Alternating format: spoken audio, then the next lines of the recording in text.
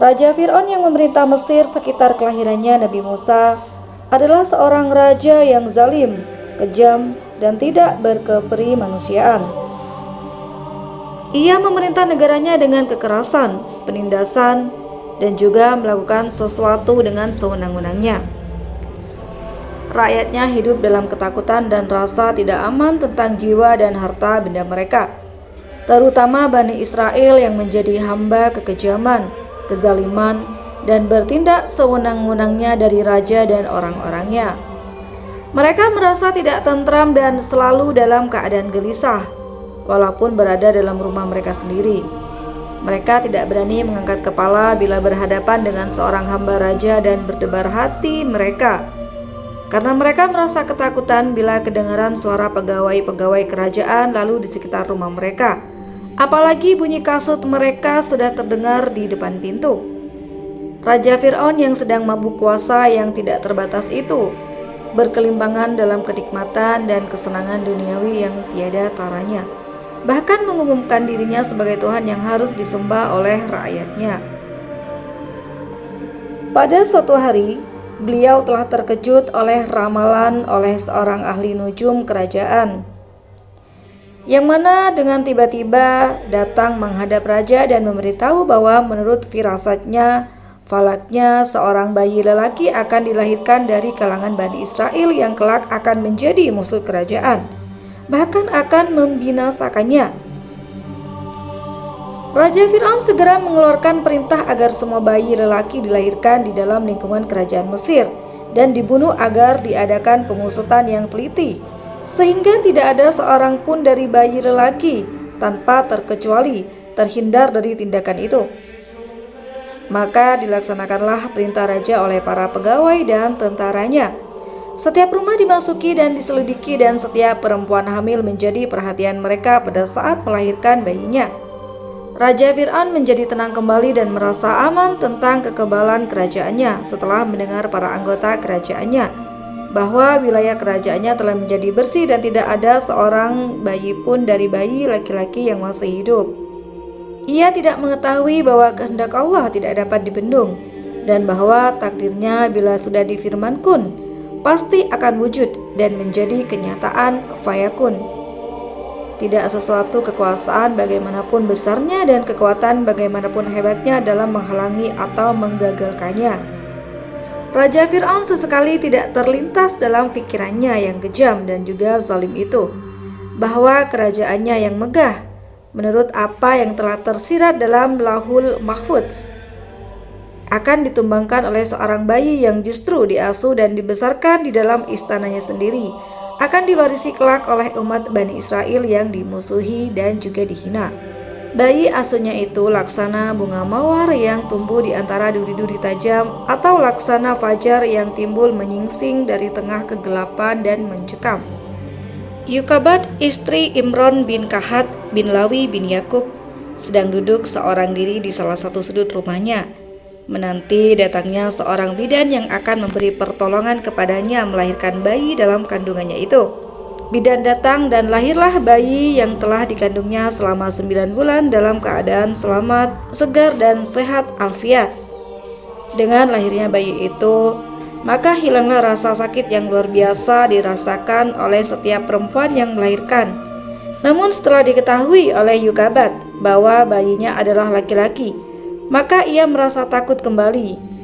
Ia merasa sedih dan khawatir bahwa bayinya yang sangat disayanginya itu akan dibunuh oleh orang-orang Fir'aun. Ia mengharapkan agar bidan itu merahasiakan kelahiran bayi itu dari siapapun. Bidan yang merasa simpati terhadap bayi yang lucu dan bagus itu, serta merasa betapa sedih hati seorang ibu yang akan kehilangan bayi yang baru dilahirkan, memberi kesanggupan dan berjanji akan merahasiakan kelahiran bayi itu. Setelah bayi mencapai 3 bulan, Yukabat tidak merasa tenang dan selalu berada dalam keadaan cemas dan khawatir terhadap keselamatan bayinya. Allah memberi ilham kepadanya agar menyembunyikan bayinya di dalam sebuah peti yang tertutup rapat, kemudian membiarkan peti yang berisi bayi itu tertampung di atas sungai Nil. Yukabat tidak boleh bersedih dan cemas ke atas keselamatan bayinya karena Allah menjamin akan mengembalikan bayi itu kepadanya. bahkan akan mengutusnya sebagai salah seorang rasul. Dengan bertawakal kepada Allah dan kepercayaan penuh terhadap jaminan ilahi, maka dilepaskannya peti bayi oleh Yukabat. Setelah ditutup rapat dan dicat dengan warna hitam, terapung di permukaan air Sungai Nil. Kakak Musa diperintahkan oleh ibunya untuk mengawasi dan mengikuti peti rahasia itu agar tidak diketahui di mana ia berlabuh, serta agar diketahui siapa yang akan jatuh. Peti yang mengandungi arti yang sangat besar bagi perjalanan sejarah umat manusia. Alangkah cemasnya hati kakak Musa ketika melihat dari jauh bahwa peti yang diawasi itu dijumpai oleh putri raja yang kebetulan berada di tepi Sungai Nil bersantai bersama beberapa dayangnya, yang juga dibawanya masuk ke dalam istana dan diserahkan kepada ibunya, istri Fir'aun. Yukabat yang segera diberitahu oleh anak perempuannya tentang nasib peti itu menjadi kosonglah hatinya karena sedih dan cepat serta hampir saja membuka rahasia peti itu. Andai kata Allah tidak meneguhkan hatinya dan menguatkan hanya kepada jaminan Allah yang telah diberikan kepadanya. Raja Fir'aun ketika diberitahu oleh Aisyah istrinya tentang bayi laki-laki yang ditemui di dalam peti yang terapung di atas permukaan Sungai Nil, segera memerintahkan membunuh bayi itu seraya berkata kepada istrinya, "Aku khawatir bahwa inilah bayi yang diramalkan, yang akan menjadi musuh dan penyebab kesedihan kami dan akan membinasakan kerajaan kami yang besar ini." Akan tetapi istri Fir'aun yang sudah terlanjur menaruh simpati dan sayang terhadap bayi yang lucu dan manis itu berkata kepada suaminya, "Janganlah bayi yang tidak berdosa ini dibunuh, aku sayang kepadanya. Dan lebih baik kami ambil dia sebagai anak. Kalau kelak ia akan berguna dan bermanfaat bagi kami. Hatiku sangat tertarik kepadanya, dan ia akan menjadi kesayanganku dan kesayanganmu." Demikianlah jika Allah yang Maha Kuasa menghendaki sesuatu, maka dilindungilah jalan bagi terlaksananya takdir itu.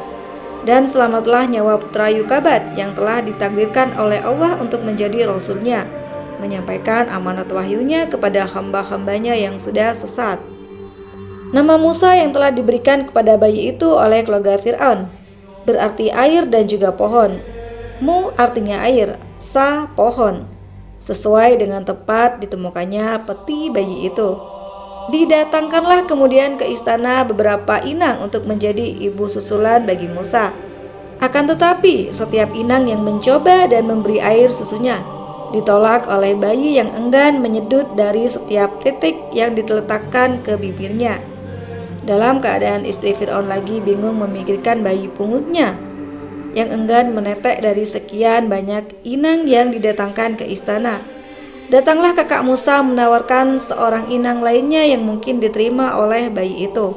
Atas pertanyaan keluarga Fir'aun, kalau ia mengenal keluarga bayi itu, berkatalah kakak Musa, "Aku tidak mengenal siapakah keluarga dan ibu bayi ini. Hanya aku ingin menunjukkan satu keluarga yang baik dan selalu rajin mengasuh anak.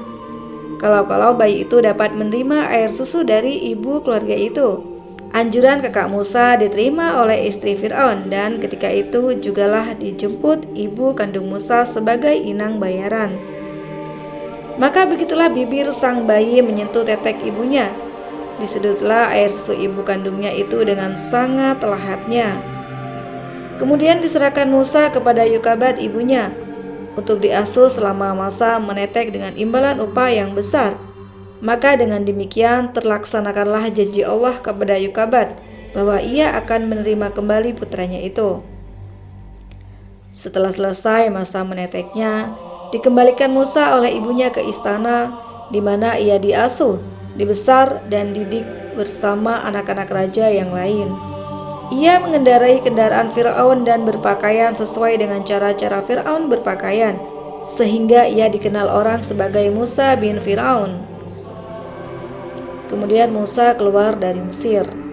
Sejak ia dikembalikan ke istana oleh ibunya setelah disusui, Musa hidup sebagai salah seorang daripada keluarga kerajaan hingga mencapai usia dewasanya, di mana ia memperoleh asuhan dan pendidikan sesuai dengan tradisi istana. Allah mengurniakannya hikmah dan pengetahuan sebagai persiapan tugas, kenabian, dan juga risalah yang diwahyukan kepadanya.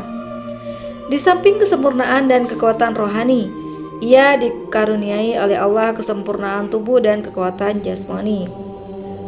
Musa mengetahui dan sadar bahwa ia hanya seorang anak pungut di istana dan tidak setitik darah Fir'aun pun mengalir di dalam tubuhnya, dan bahwa ia adalah keturunan Bani Israel yang ditindas dan diperlakukan sewenang-wenang oleh kaum Fir'aun. Karenanya ia berjanji kepada dirinya akan menjadi pembela kepada kaumnya yang tertindas dan menjadi pelindung bagi golongan yang lemah dan juga keganasan para penguasa. Demikianlah maka terdorong oleh rasa setia kawannya kepada orang-orang yang madlaum dan teraniaya, terjadilah suatu peristiwa yang menyebabkan ia terpaksa meninggalkan istana dan keluar dari Mesir. Peristiwa itu terjadi ketika Musa sedang berjalan-jalan di sebuah lorong di waktu tengah hari, di mana keadaan kota sepi ketika penduduknya sedang tidur siang. Ia melihat kedua pemuda berkelahi, seorang dari golongan Bani Israel bernama Samiri dan seorang lagi dari kaum Fir'aun bernama Fatun, mengharapkan akan pertolongannya terhadap musuhnya yang lebih kuat dan juga besar. Segera melontarkan pukulan dan tumbukannya kepada Fatun yang seketika itu jatuh rebahan dan menghembuskan nafasnya yang terakhir. Musa terkejut melihat Fatun, orang Fir'aun itu mati karena tumbukannya yang tidak disengajakan dan tidak akan mengharapkan membunuhnya. Ia merasa berdoa dan beristighfar kepada Allah, memohon ampun atas perbuatannya yang tidak disengaja, telah melayangkan nyawa seorang daripada hamba-hambanya.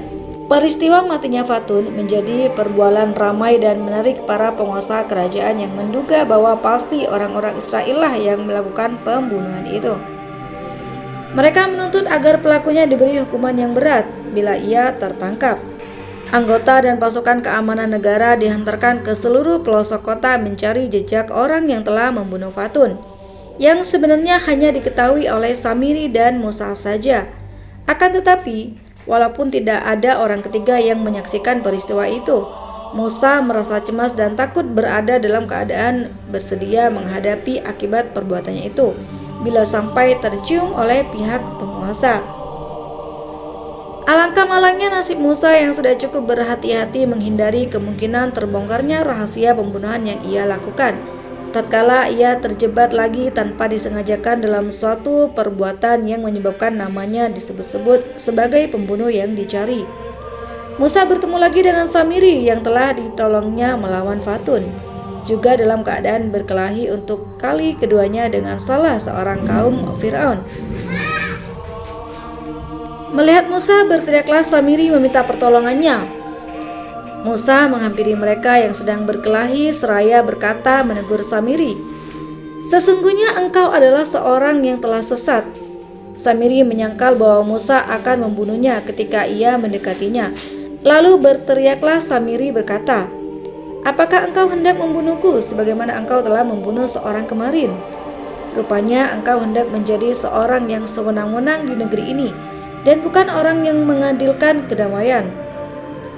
Kata-kata Samiri itu segera tertangkap orang-orang Fir'aun, yang dengan cepat memberitahukannya kepada para penguasa yang memang sedang mencari jejaknya.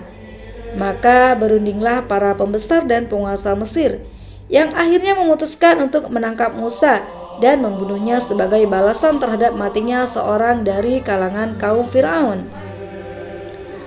Selagi orang-orang Fir'aun mengatur rancangan penangkapan Musa, seorang laki-laki salah satu dari sahabatnya datang dari ujung kota memberitahukan kepadanya dan menasihatinya agar segera meninggalkan Mesir, karena para penguasa Mesir telah memutuskan untuk membunuhnya apabila ia tertangkap.